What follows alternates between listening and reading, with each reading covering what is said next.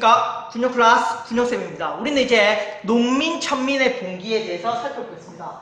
왜 농민과 천민들이 봉기를 일으켰을까요? 농민과 천민들은 무신 정권 시기, 특히 최충원 집권기에 엄청난 봉기를 일으켰다고 합니다. 그러면 이 농민, 천민들이 봉기를 일으켰던 이유는 무엇일까? 일단 가장 먼저 지방 통제가 약화되었겠죠. 왜냐하면 무신들이 중앙에서 서로 다투다 보니까 지방을 통제할 여력이 없었을 겁니다. 그러다 보니까 농민들이 살지 못하겠다라면서 봉기를 일으켰을 것이고요. 무신들이 수탈을 합니다. 실제로 엄청난 수탈이 이루어졌다고 합니다. 최충원 같은 경우는 경남 남해 일대가 모두 최충원 땅이었다고 해요. 거기서 엄청난 세금 수치가 일어났습니다. 무신들이 그동안 핍박받았던 것을 다 풀어보자는 뜻에서 엄청난 수탈을 했고 그 피해는 고스란히 백성들이 가지게 되었죠. 실제로 문벌 정권 시기보다 훨씬 많은 수탈이 일어났고요. 농민들은 살 수 없어서 봉기를 일으킬 수밖에 없었습니다. 자, 그 다음 신분 상승의 기대감. 이건 뭐냐면은 천민들이 우리도 열심히 하면 신분을 상승할 수 있겠구나. 누구로부터 배웠을까요? 바로 이의민.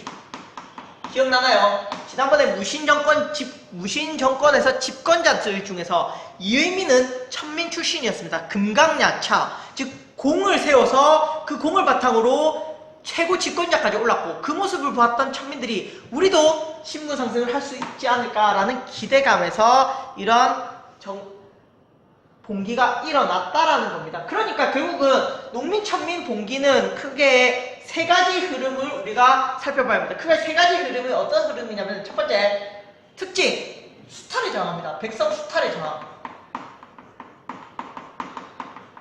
두 번째, 신분 상승. 세 번째, 삼국 부흥운동. 이런 세 가지 흐름으로 전개되거든요. 그러니까 백성 수탈이 첫 번째, 신분 상승이 두 번째, 삼국 부흥운동이 세 번째입니다. 그러니까 고구려 백제 신라를 다시 부활하자 이런 움직임이 있었다는 거죠. 이때 농민 천민의 봉기 과정에서. 자, 그러면 제가 주요한 내용을 갖고 왔거든요. 자, 이렇게 고려의 지도를 제가 갖고 왔습니다. 실제로 고려의 영토는 여기까지가 고려의 영토였습니다. 이거는 고려의 영토가 아니었습니다. 이때는. 알았죠? 여기까지가 고려의 영토였거든요. 이렇게가 고려의 영토였습니다. 이렇게가 고려의 영토였죠. 이렇게가 고려의 영토였는데, 자, 그러면 제가 가지고 온 것을 내용을 바탕으로 보겠습니다. 일단 서경에서는 최강수라는 사람이 봉기를 일으켰는데, 이 최강수라는 사람은 고구려 부흥운동이었습니다. 고구려 부흥운동을 했다. 그러니까 몇 번째에 해당됩니까? 바로 세 번째에 해당되겠죠. 맞죠? 자, 위에서부터 훑을게요. 개경에서는요, 만접이라는 사람이 봉기를 일으키는데, 만접은요 최충원의 노비였습니다.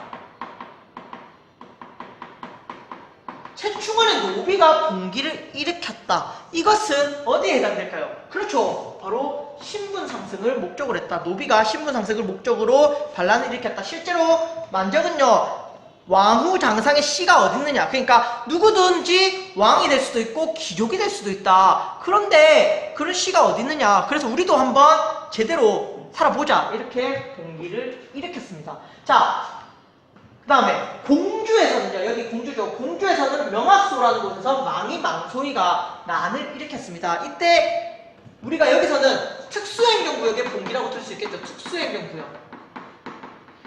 지난 시간에 배웠죠.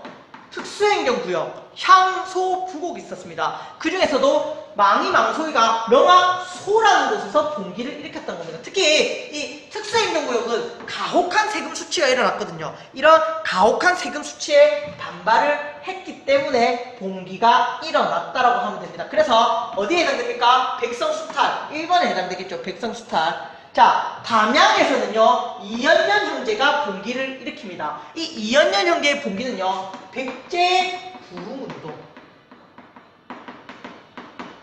자, 그러면 어디에 해당될까요? 백제 부흥운동. 그렇죠. 삼국 부흥운동에 해당되겠죠. 자, 그 다음.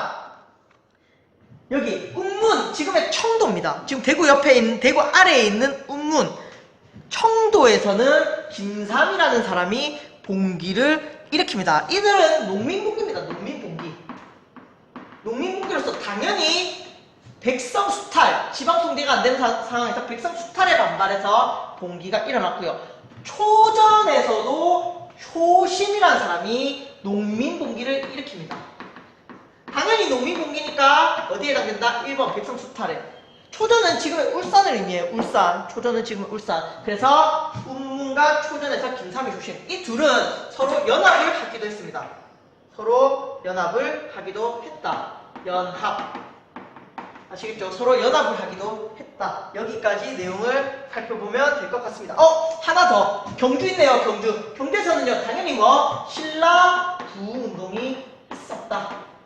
그래서 몇 번에 해당된다? 3번에 해당된다. 그러니까 농민천민의 봉기. 무신 정권들이 너무 농민을 수탈하고 지방 통제가 되지 않는 상태에서 농민 봉기가 일어났습니다. 여기에서는 백성 수탈에 대한 저항, 신분 상승에 대한 기대감, 삼국 부흥운동 이런 세 가지 흐름이 전개되었다. 자, 그래서요 서경에서는 세 번째, 개경에서는요 두 번째 신분 상승, 공주 명학소에서는 이러한 특수행정구역에 대한 백성 수탈에 대한 반발, 이연년 형제는 백제 부흥운동, 김삼이 효심은 농민 봉기로서 백성 수탈에 저항했고 경주에서도 신라 부흥운동이 있었다.